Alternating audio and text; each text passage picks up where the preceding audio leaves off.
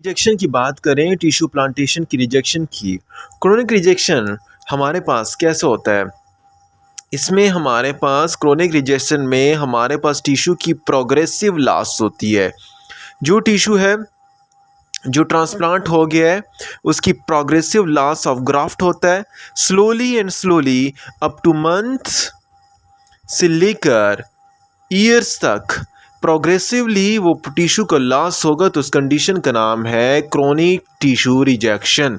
तो हमारे पास blood vessel जो भी हैं, जो भी उसके ब्लड वेसल्स हैं, उन ब्लड वेसल्स में क्या होगा? उन ब्लड वेसल्स में आर्टेरियो स्क्लेरोसिस हो जाएगा, हार्डनिंग हो जाएगी या थिकनेस हो जाएगी। ये सारी कंडीशन क्रोनिक रिजेक्शन में आती है। याद रहे कि ग्राफ्ट में हम इस चीज़ का बहुत ख्याल रखते हैं। ग्राफ्ट के टिश्यू में ह्यूमन ल्यूकोसाइट एंटीजन की मैचिंग बहुत ज़रूरी है। अगर इसकी मैचिंग नहीं हो रही है तो रिजेक्शन हो रही है, तो यहाँ पर आप टिश्यू ग्राफ्ट नहीं कर सकते। लेकिन ह्यूमन ल्यूकोसाइट एंटीजन हम डिटेक्ट नहीं करते, नॉट डिटेक्टेड किसकी ट्रांसप्लांटेशन में? हार्ट, लंग्स और लीवर। हार्ट, लंग्स और लीवर की ट्रांसप्लांटेशन में हम ह्यूमन ल्यूकोसाइट एंटीजन को इंक्लूड नहीं करते, वहाँ पर इसका कोई रोल नहीं है। अभी अगर ये ह्यूमन ल्यूकोसाइट एंटीजन रिजेक्ट कर रहा है तो आपने डायरेक्ट क्या देना है? आपने डायरेक्ट इम्यूनो सप्रेसिव ड्रग्स देने हैं। अभी जो ही आपने इम्यूनो सप्रेसिव ड्रग्स पेशेंट को दे दिए, लेकिन इम्यूनो सप्रेसिव ड्रग्स पेशेंट के देने के साथ ही क्या होगा? रिस्क बढ़ जाएगा भाई। यहाँ पर इम्यून सप्रेस हो गया, किस चीज़ का रिस्क बढ़ जाएगा?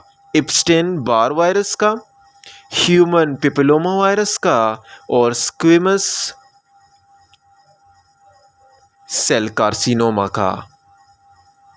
तो यहाँ पर कितनी चीज़ें हैं जिनका रिस्क बढ़ रहा है, किसकी वजह से? हमारे इम्यूनो सप्रेसिव ड्रग्स देने की वजह से। एब्सेंट बार वायरस का इन्फेक्शन जो है वो बढ़ जाएगा, ह्यूमन पेपिलोमा वायरस का बढ़ जाएगा, उसके में सेल कार्सिनोमा भी बढ़ जाएगा। किसकी वजह से? क्योंकि आपने इम्यूनो सप्रेसिव ड्रग। तो कीप इन माइंड कि यहाँ पर ये चीज़ भी बढ़ने वाले है, इसको भी कंट्रोल करना है, इसको भी कंट्रोल करना है। अभी यहाँ पर ट्रांसप्लांटेशन की अगर मैं बात करूँ, नेक्स्ट ग्राफ्टिंग में अगर हम किसकी ट्रांसप्लांटेशन की बात करें, अगर हम हेमेटोपोइटिक सिस्टम के ट्रांसप्लांटेशन की बात करें, हमारे पास बोन मैरो हो गया,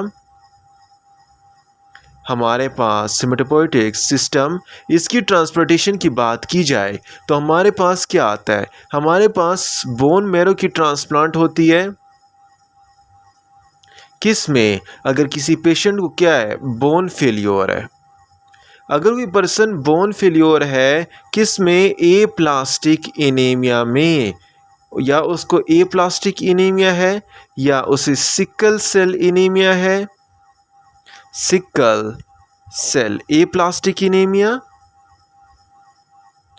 सिकल सेल एनीमिया या उसे तिलिसीमिया है। तो ये डिफरेंट कंडीशन है जो मैंने 2-3 बता दी हैं, जिसमें क्या हो रहा है? इन 3 कंडीशन में हमारे पास बोन की फेल्योर है, बोन मैरो से हमारे पास एलबीसी नहीं बन रहे, तो वहाँ पर हेमेटोपोइटिक सिस्टम जो मतलब बोन मैरो की ट्रांसप्लांटेशन करते हैं, तो वहाँ पर आपने कीमोथेरेपी को माइंड में रखना है, क्योंकि यहाँ पर कैंसर की चांसेस भी होते हैं। जब इनग्राफ्ट करते हैं हम किसी भी टिश्यू को, तो कीमोथेरेपी का हमने लेकिन याद रहे कि यहाँ पर जो टिश्यू की इनग्राफ्टिंग हो रही है ये सॉलिड ऑर्गन से डिफरेंट है, ये डिस्टिंग्विश हो रही है, डिफरेंट हो रही है, क्योंकि यहाँ पर हमारे पास बोन मैरो ट्रांसप्लांट हो रहा है, तो इससे कुछ डिजीज़ बढ़ती हैं, और वो डिजीज़ का मतलब है, उन डिजीज़ का क्या है? Graft versus host disease. जो ग्राफ्ट के टिश्यू आ रहे हैं, जो भी ग्राफ्ट के टिश्यू आ रहे हैं, जो भी कोई सॉलिड ऑर्गन आ रहा है, लिम्फोइड सेल आ रहा है, लीवर आ रहा है, कुछ भी ट्रांसप्लांट हो रहा है, तो उससे हमारे पास डिफरेंट सिनारियो बन जाते हैं। उस कंडीशन का नाम है graft versus host disease. Graft versus host disease का मतलब क्या है? जो सेल ट्रांसफर्ड हो रहा है, ट्रांसफर्ड सेल, अगर ये ट्रांसफर्ड सेल जो मौजूद है, ये ट्रांसफर्ड सेल इसे रिकॉग्नाइज कर देता है एलो एंटीजन होस्ट में ट्रांसफर्ड जो सेल है ये क्या हो जाता है, रिकॉग्नाइज हो जाता है। कौन से एंटीजन, सेम स्पीशी के जो एंटीजन थे एलो एंटीजन किस में, होस्ट में।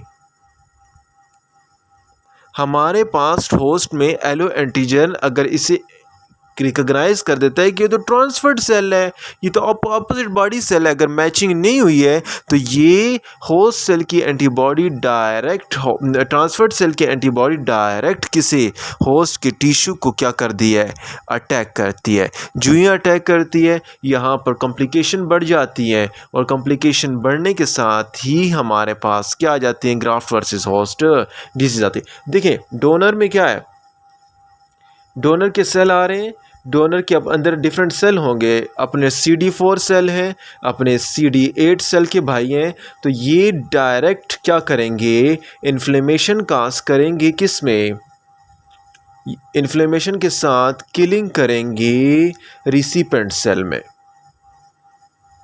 जो रिसिपेंट सेल है टी सेल जो आ रहा है डोनर ग्राफ्ट, ये डायरेक्ट क्या करेगा, ये रिसिपेंट सेल को करेगा, समझेगा कि ये फॉरेन बॉडी है, ये फॉरेन बॉडी है और डायरेक्ट उसे अटैक करेगा। और उसे अटैक करने के बाद देखिए मैं आपको स्टोरी बता रहा हूँ, ये सारी मेरी जितने भी लेक्चर्स हैं ये स्टोरी सिनारियो से बेसिस है, इसमें कोई हेडिंग मैंने लेक्चर में नहीं दी, कोई तरतीब नहीं दी, जस्ट मैं रैंडम बता रहा हूँ, रफ सिनारियो चल रहा है सब कुछ, और ये मैं स्टोरी के थ्रू एक्सप्लेन कर रहा हूँ ताकि आपको कंप्लीट आइडिया कंसेप्चुअल आपका क्लियर हो जाए। अगर आपका कंसेप्ट क्लियर होगा तो आगे आपके लिए बहुत ईजी होगा। तो वैसे ही यहाँ पर CD4 CD8 T सेल ये डायरेक्ट क्या करते हैं, रिकॉग्नाइज करते हैं रिसिपेंट सेल को कि एज अ फॉरेन बॉडी है, तो वहाँ पर सीधा अटैक करता है और अटैक करने के बाद ही ख़त्म कर देता है उसे। अभी ग्राफ्ट वर्सेस होस्ट डिजीज जो मैं बता रहा हूँ, ये वाली ग्राफ्ट वर्सेस होस्ट डिजीज़ ये दो फॉर्म में होता है, या तो ये हमारे पास एक्यूट फॉर्म में होगा ग्राफ्ट वर्सेस होस्ट डिजीज़, या हमारे पास क्रोनिक फॉर्म में होगा। अभी एक्यूट फॉर्म में जब ये होगा, ये कहाँ से, एक्यूट फॉर्म में जो कंडीशन आती है वो डे से वीक के दरमियान में होती है, जबकि क्रोनिक फॉर्म में हमारे पास फॉर द लॉन्ग टाइम हमारे पास सिस्टेमिक स्क्लेरोसिस काज कर देता है। डे से वीक के दरमियान में हमारे पास ये मेनली क्या काज करता है, हमारे पास graft versus host disease epithelial cell जितने भी हैं उन एपिथेलियल सेल में क्या काज करेगा, नेक्रोसिस काज करेगा। एपिथेलियल सेल में इसने नेक्रोसिस काज की, अगरचे वो एपिथेलियल सेल किसी ऑर्गन की भी है, लाइट सब हम 3 ऑर्गन लेते हैं, उसमें हमारे पास स्किन आता है, हमारे पास लीवर आता है, हमारे पास गट आता है। तो ये 3 ऑर्गन में स्किन, लीवर और गट में एपिथेलियल सेल में डायरेक्ट नेक्रोसिस काज करेगा, और हमारे पास क्यूटेनियस जितने भी हैं सेल, जितने भी हैं क्यूटेनियस के सेल, उनमें रैशेस काज कर देगा। मोस्टली रैशेस कहाँ पर होते हैं, पाम में होते हैं और साथ साथ सोल्स में होते हैं। तो ये एक्यूट फेस है जिसमें डे से वीक के दरमियान में हमारे पास एपिथेलियल सेल नेक्रोसिस हो जाता है स्किन, लीवर और गट में।